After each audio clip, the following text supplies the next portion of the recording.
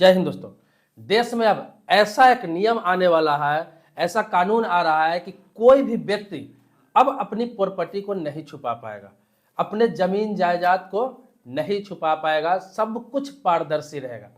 आप पूरा वीडियो देखिए, उसके बाद आप राय देंगे कि क्या यह होना चाहिए या नहीं होना चाहिए, सही हो रहा है या गलत हो रहा है। बहुत ही महत्वपूर्ण खबर है, पूरे वीडियो में आप बने रहेंगे। आगे बढ़ने से पहले रिक्वेस्ट करूंगा, वीडियो को लाइक भी आप जरूर कर देंगे। देखिए, आपकी जानकारी के लिए बता दूं कि आप जब बैंक में खाता खोलते हैं तो आपका आधार कार्ड और पैन कार्ड से लिंक होता है। इसके अलावा आपका जितना भी खाता खुलता है सब में आधार कार्ड पैन कार्ड देना अनिवार्य हो जाता है। इससे यह पता चल जाता है आपके पैन कार्ड के द्वारा कि आपके पास कितना अकाउंट है, कितने बैंक में कितना अकाउंट है, सारा चीज आप सिर्फ पैन कार्ड से ट्रेस कर सकते हैं। आप करें न करें, लेकिन इनकम टैक्स डिपार्टमेंट सारा ट्रेस करता रहता है, उसको सारा पता रहता है कि आपके पास कितना अकाउंट है, कितना खाता है। यहां तक कि सरकार को भी पता है ये चीजें। इसी प्रकार से जितने भी डॉक्यूमेंट्स आपके पास है, चाहे पैन कार्ड है, चाहे आपको बता दूं ये वोटर आई कार्ड है, राशन कार्ड है, बहुत सारे कार्ड बनते हैं, बहुत सारे सरकारी योजना के लोग लाभ लेते हैं।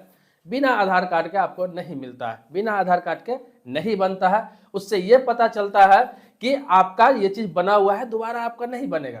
तो हर चीजों को आधार से लिंक किया जा रहा है। तो इसी प्रकार से सरकार ने निर्णय लिया है कि अब जो भी जमीन रजिस्ट्री होगी उसका भी सिस्टम ऐसा ही किया जाएगा। इसके लिए तैयारी शुरू कर दी गई है। जैसे कि कोई भी व्यक्ति के पास करोड़ों अरबों की प्रॉपर्टी है, एक व्यक्ति के पास 10 जगह 15 जगह 20 जगह प्रॉपर्टी है, बेनामी संपत्ति है और सरकार को पता ही नहीं है। तो जब आधार से हर चीज लिंक हो रहा है तो सरकार का कहना है कि क्यों ना प्रॉपर्टी को भी आधार से लिंक कर दिया जाए कि एक व्यक्ति के नाम पर अगर जितने भी रजिस्ट्री होगी, जमीन पूरे देश में कहीं भी खरीद रहा है, आधार देना अनिवार्य है, पैन कार्ड देना अनिवार्य कर दिया जाएगा।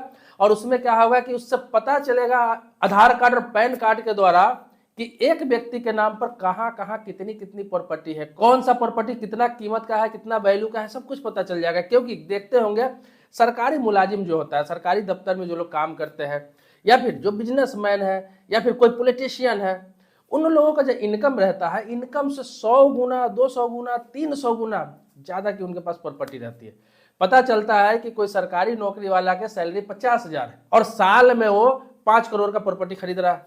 कहां से खरीद रहा है? इनकम तो है नहीं, लेकिन प्रॉपर्टी 5 करोड़ 10 करोड़ का खरीद रहा है। ऐसे ऐसे लोग हैं जो छोटे छोटे पद पे सरकारी नौकरी में है, उनको 2-3 शहर में मकान रहता है। जो बड़े पद पे है उनका तो छोड़ ही दीजिए, उनके तो विदेशों तक मकान होते हैं।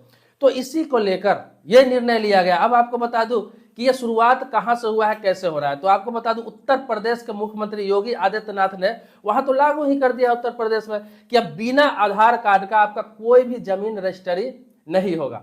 अब क्या है कि अभी हाल ही में उन्होंने ये भी बोल दिया है कि अब बिना पैन कार्ड का भी जमीन रजिस्ट्री नहीं होगा। मतलब आधार कार्ड के साथ पैन कार्ड भी देना अनिवार्य है, तब जाकर जमीन रजिस्ट्री होगी, ताकि इससे यह प्रमाणित हो सके कि यह व्यक्ति सही है और जेन्युइन है। उसका आधार डिटेल्स भी होगा और पैन कार्ड से यह पता चलेगा कि ये पैसा दे रहा है, इस पर टैक्स कितना दिया है, मतलब टैक्स का भी चोरी नहीं कर सकेगा।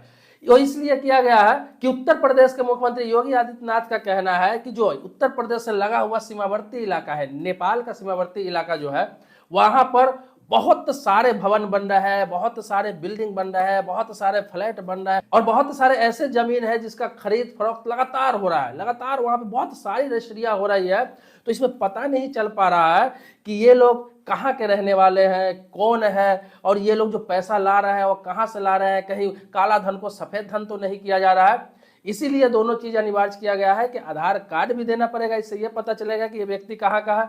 दूसरा, पैन कार्ड देना पड़ेगा, पैन कार्ड से यह पता चलेगा कि ये व्यक्ति जो पैसा लगा रहा है, इन्वेस्ट इसमें कर रहा है, वो पैसा जेन्युइन है और ये पैसा उसका कमाया हुआ है। पहले उत्तर प्रदेश में क्या था कि जमीन रजिस्ट्री ऐसे ही हो जाता था, आप जाते थे कोई भी डॉक्यूमेंट देकर जमीन रजिस्ट्री करा लेते थे, कुछ भी दे देते थे, अपने एड्रेस प्रूफ के तौर पर जमीन रजिस्ट्री हो जाती थी। पैन कार्ड भी देना नहीं पड़ता था। पैन कार्ड के लिए, पैन कार्ड लोगों के पास रहता भी था तो लोग फॉर्म 60 भर देते थे, क्योंकि पैन कार्ड नहीं रहने पे बहुत जगह प्रावधान है कि फॉर्म 60 आप भर सकते हैं 50,000 से ऊपर का लेन देन कर रहे हैं तो वो मान्य होता था पैन कार्ड की जगह पे। तो लोग यही काम अभी तक कर रहे थे, जिनके पास पैन कार्ड होता था वो भी यही ऑप्शन अपना लेते थे।